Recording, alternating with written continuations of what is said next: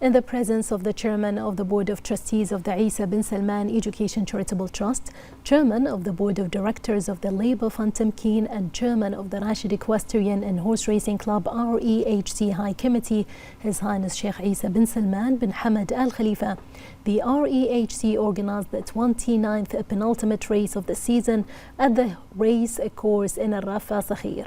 The 8-round race saw the attendance of a number of Their Highnesses, prominent figures, sponsors, representatives, and a large audience of equestrian sports enthusiasts, all of whom enjoyed a thrilling evening of strong racing, which comes in conclusion of such an exceptional season that marked a qualitative shift and great changes in the history of Bahraini horse racing.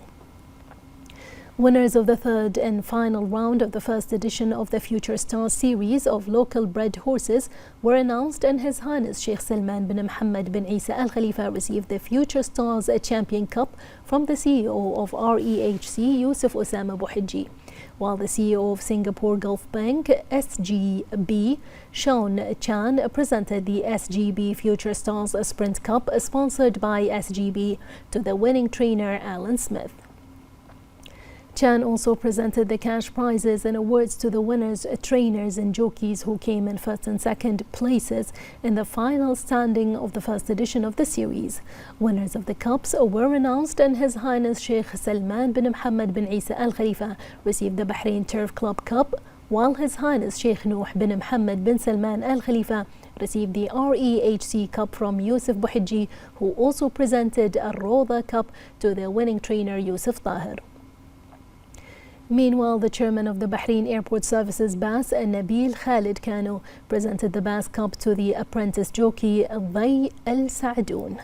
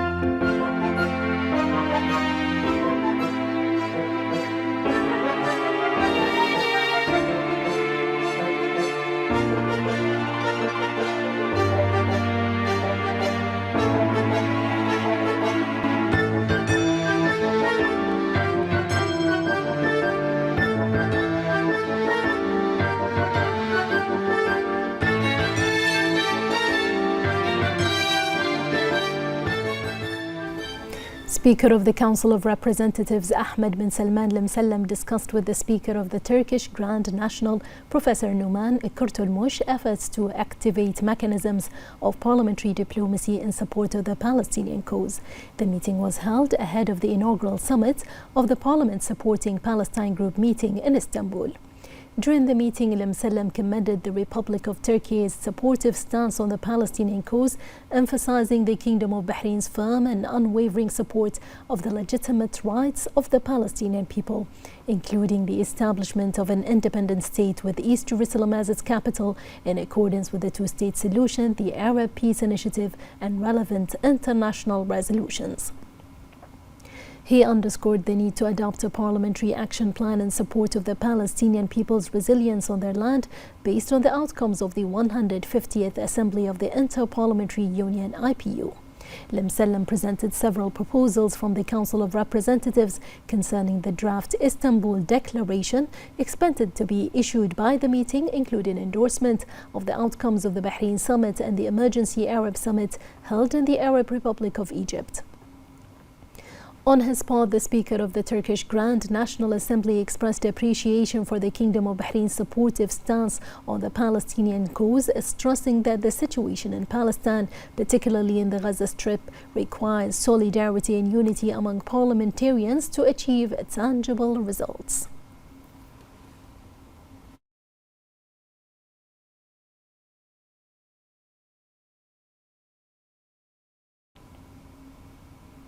Member of the Parliament Dr. Ali Naimi underscored that the Kingdom of Bahrain, under the leadership of His Majesty King Hamad bin Isa Al Khalifa and with the support of His Royal Highness the Crown Prince and Prime Minister Prince Salman bin Hamad Al Khalifa, has assumed the responsibility of advancing regional and international initiatives aligned with its balanced approach, which reflects Bahrain's commitment to supporting Arab causes, foremost of which the Palestinian cause. This came during his participation representing the Council of Representatives in a preparatory meeting on the draft declaration expected to be issued at the summit of the Parliament Supporting Palestine Group meeting in Istanbul. Dr. Naimi noted that the Council of Representatives, led by Speaker Ahmed Al Msallam, submitted a number of proposals to be included in the declaration. These include drawing on the outcomes of the Arab Summit held in the Kingdom of Bahrain and what was stated in the Manama Declaration. The first meeting of Speaker of Parliamentarians supporting Palestine will be held with the participation of 13 parliamentary delegations from various countries and is expected to conclude with the announcement of the formation of a parliamentary group in support of Palestine. The Minister of Foreign Affairs and Chairman of the Board of Trustees of the Mohammed bin Mbarak Al Khalifa Academy for Diplomatic Studies, Dr. Abdul Latif Al Zayani, participated in the closing ceremony of the 5th International Diplomat Program, Diyafa. The ceremony was attended by a number of officials from the ministry, several ambassadors accredited to Bahrain, and representatives of the program's partners from both public and private sectors. The minister congratulated the Director General of the Academy, Ambassador Dr. Sheikha Mnira bint Khalifa Al Khalifa, on the success of the 5th edition of the Diyafa program, wishing continued success for the Academy and those responsible for the program. Dr. Zayani expressed his appreciation for the participation of diplomats from various allied countries and their opportunity to learn about Bahrain's achievements, civilizational heritage, development progress, and its deeply rooted values and principles, which emphasize the importance of coexistence, tolerance, and respect for others. He noted that the responsibility of any diplomat include contributing to peace, security, prosperity, and stability. Dr. Sheikha Mnira bint Khalifa expressed her appreciation for the support of the Academy's programs received from the Minister, highlighting that his support had a significant impact on the success of previous editions of the program.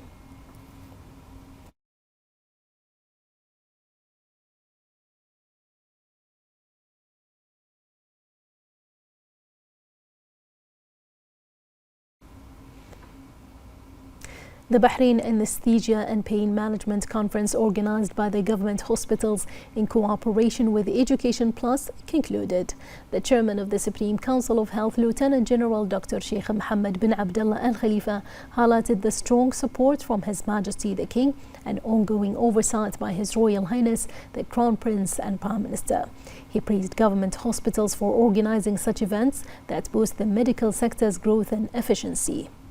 The CEO of government hospitals, Dr. Mariam Al-Jalahma, said that the conference aims to develop the medical sector by bringing together top experts locally and internationally to share knowledge.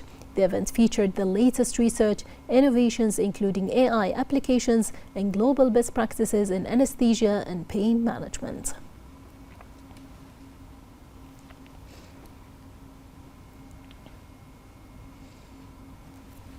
Dr. Mohammed bin Mbarak Jum'a, Minister of Education and Chairman of the Board of Trustees of the Higher Education Council, approved a 5-year programmatic accreditation for 94 academic programs across 9 public and private higher education institutions.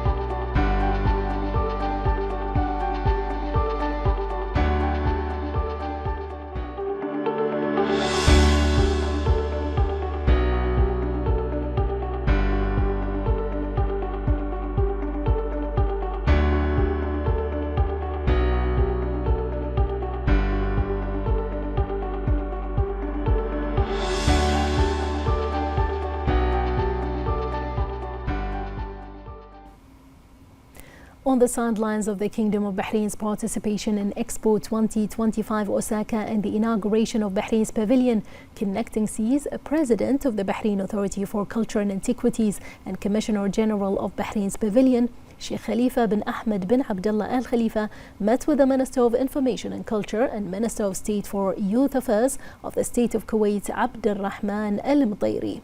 The two sides emphasized the importance of joint Gulf cultural efforts and strengthening the presence of GCC countries on the international stage. They noted that the participation of Gulf states in a global event like Expo 2025 Osaka provides a valuable opportunity to showcase the civilizational achievements of the region's people.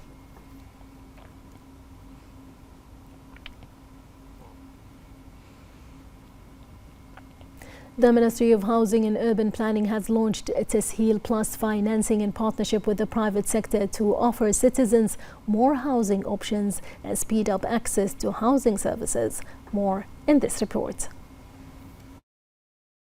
The Ministry of Housing and Urban Planning, following His Majesty the King's directive to accelerate housing projects and provide 50,000 new housing units, has launched the new financing program Tasheel Plus in partnership with the private sector.